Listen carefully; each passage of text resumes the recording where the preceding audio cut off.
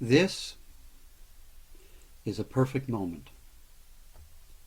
It's a perfect moment for many reasons, but especially because you and I are waking up from our sleepwalking, thumb-sucking, dumb-clucking collusion with the masters of illusion and destruction. Thanks to them, we are waking up. Their wars and tortures, their devils and borders, extinctions of species and brand new diseases, their spying and lying in the name of the Father, sterilizing seeds and trademarking water, stealing our dreams and changing our names, their brilliant commercials and their endless rehearsals for the end of the world. Thanks to them, from whom the painful blessings flow, we are waking up. Thanks to them, from whom the awful teachings ooze, we are waking up. Their painful blessings are cracking open the holes in the sour and puckered mass hallucination mistakenly called reality. And news of the soul's true home is pouring in, infiltrating our increasingly lucid waking dreams. Wild, ripe, juicy eternity is flooding in. Our allies from the other side are swarming in. We're waking up. And as heaven and earth come together, as the dream time and daytime merge, as paradise and the underworld overlap, we register the shockingly exhilarating fact that we are in charge. You and I are in charge of making a brand new world, not in some distant time or faraway place, but right here and right now. We stand on this brink, and as we stand on this verge, we can't let the ruling fools of the dying world sustain their curses. We have to rise up and fight their insane logic, defy and resist and prevent their tragic magic, unleash our sacred rage and let them feel it.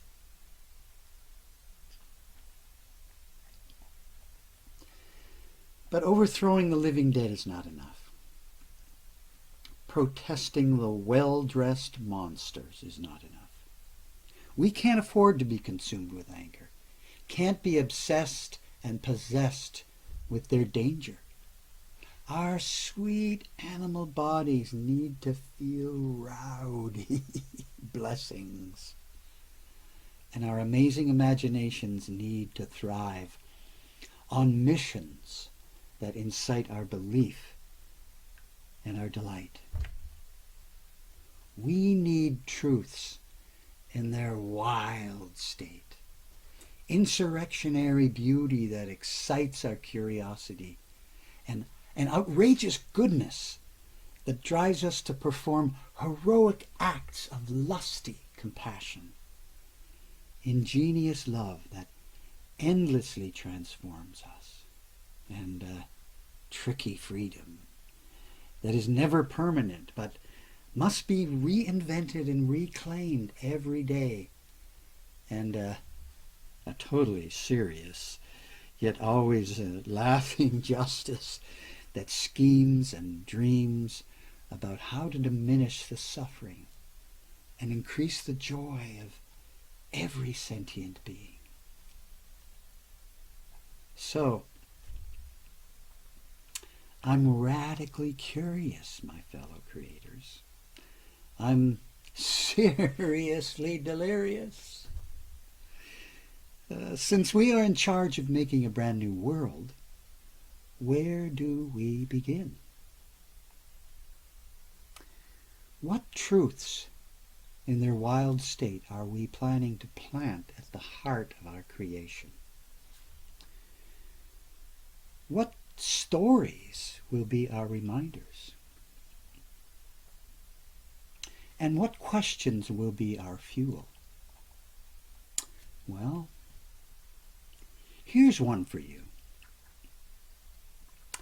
In the new world, you will know through and through that life is crazily in love with you. Life is wildly and innocently in love with you. In the new world, you will know beyond a doubt that thousands of secret helpers are angling to turn you into the gorgeous curiosity you were born to be. But then, here's the loaded question.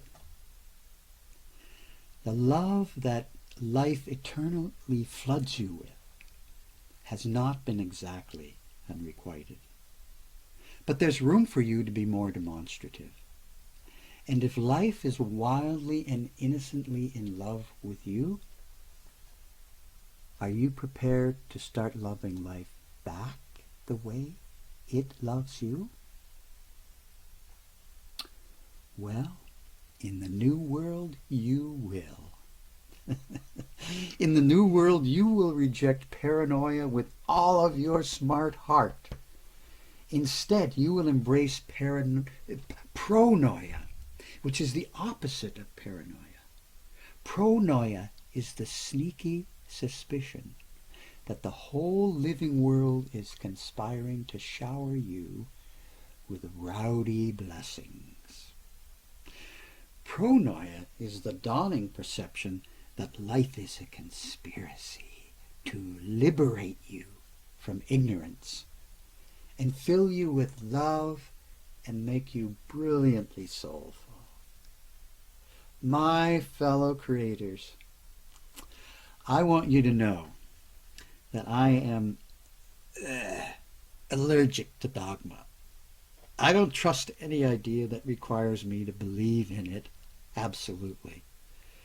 There are very few things about which I'm totally certain.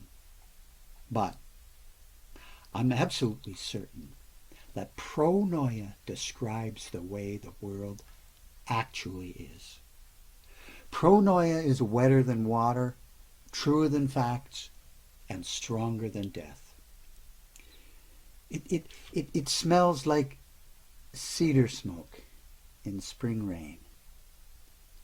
And if you close your eyes right now and just be quiet, taking a deep breath, you can feel it shimmering in your soft, warm animal body like the aurora borealis. The sweet stuff that quenches all of your longing is not far away in some other time and place. It's right here and right now. Earth is crammed with heaven.